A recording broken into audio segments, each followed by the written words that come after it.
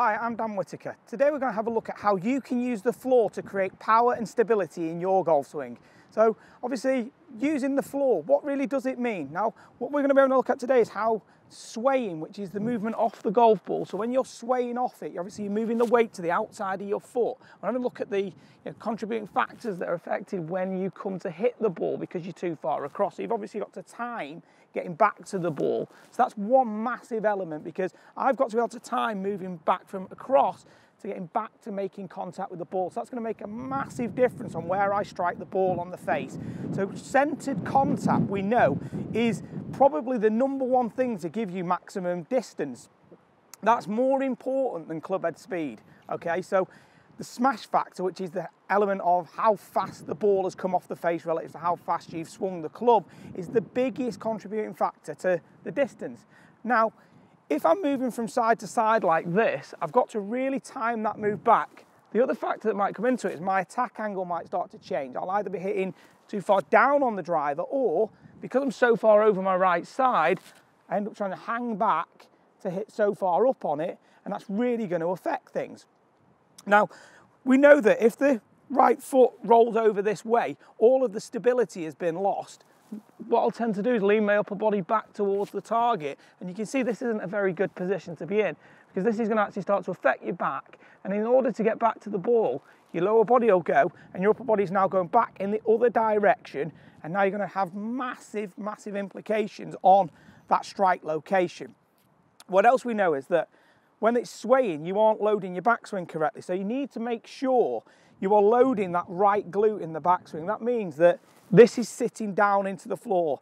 I see so many people when they get the sway move, in order to stay in balance, they stand up like this. So they've lost all of their posture angles, and then again, the strike coming down is going to be so variable. So if I was to have a look at one here where we're getting that massive sway off the golf ball, okay, I'm going to be just trying to get the feeling of moving back across and then timing the move back through to the shot.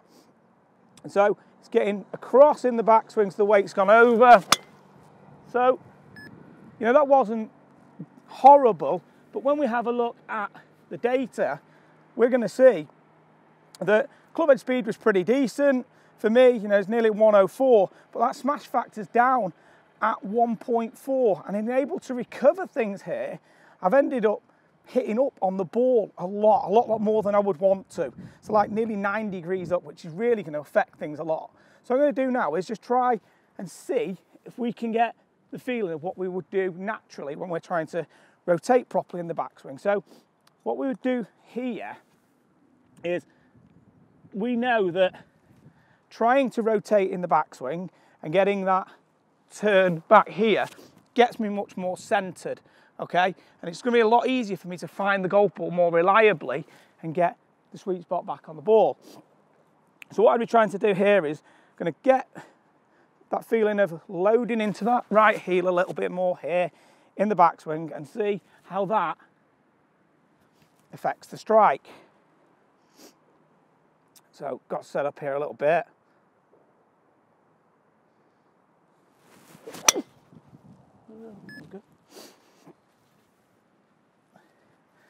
So what we can see there is the smash factor's gone up despite the fact the club head speed's gone down. That's seen an increase in distance of 23 yards, which is absolutely massive.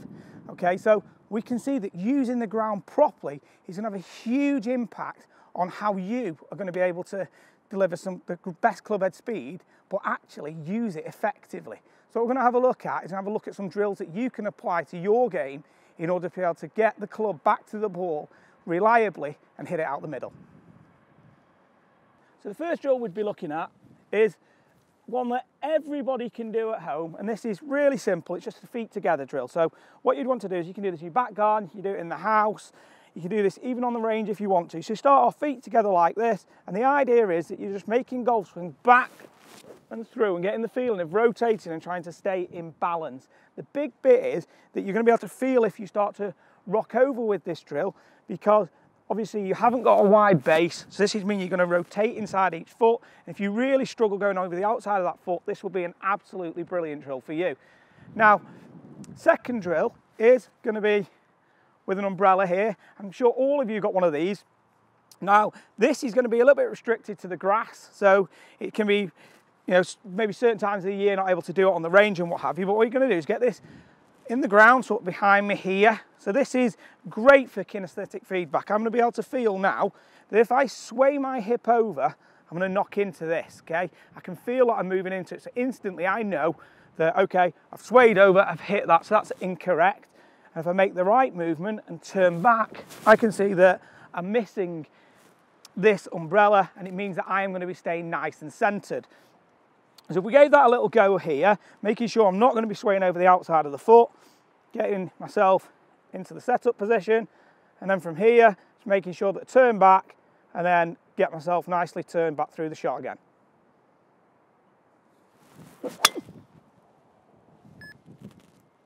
So this drill is absolutely perfect for kinesthetic feedback, and applied properly, this will make a massive difference on your ability to get centered contact. If you'd like to see more tips and advice on how you can use the ground to provide more stability and clubhead speed to your game and give you power, watch out for the rest of this series.